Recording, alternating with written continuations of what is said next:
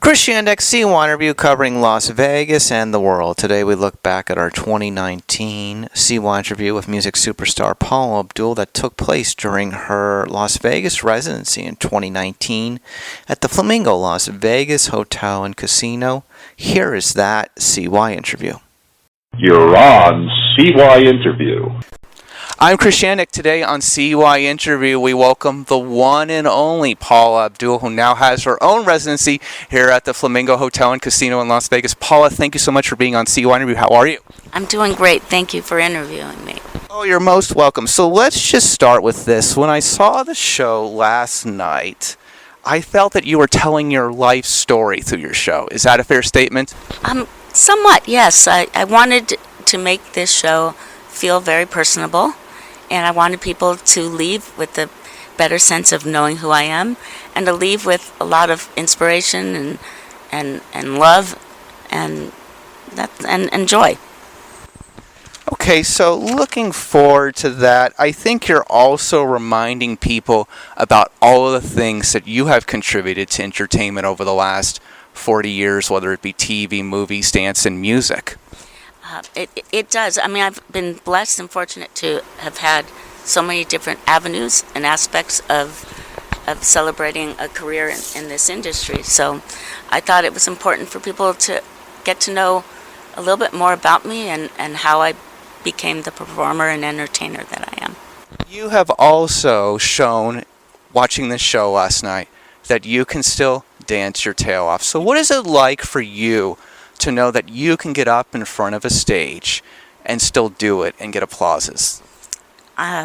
It's awesome. It's awesome, and it's surreal. You know, I'm more than twice their age, the rest of my dancers, so I'm like their mom in many ways.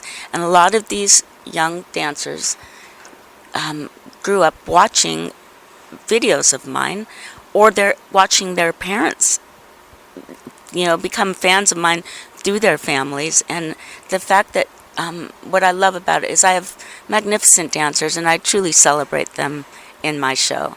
And what I love about them is their appreciation, because they're saying there are no jobs where they get to dance like this, and that where they get to actually showcase all the years of their training and the different disciplines, that there aren't jobs that they get to do this. So they're extremely grateful, and I'm grateful. I have a really great group of people.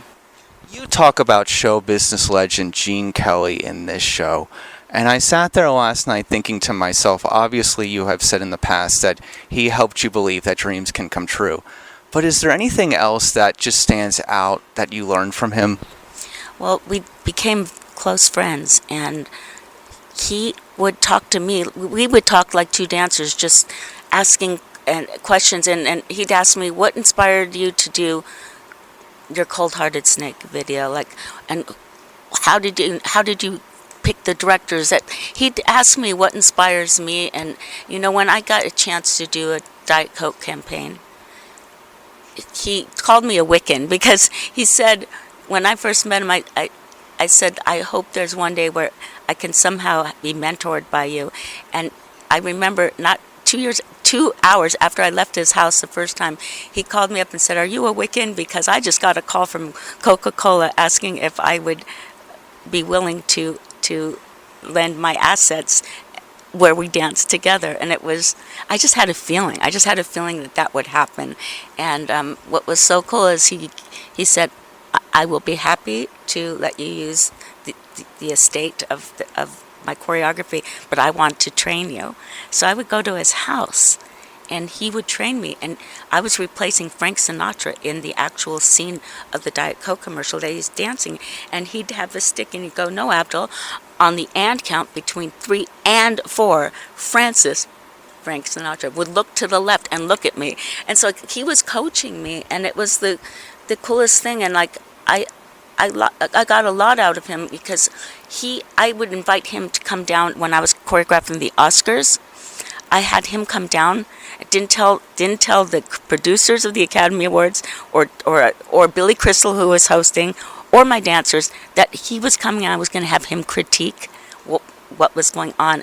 And when I tell you, some of the dancers fainted. Billy Crystal was like, oh my God.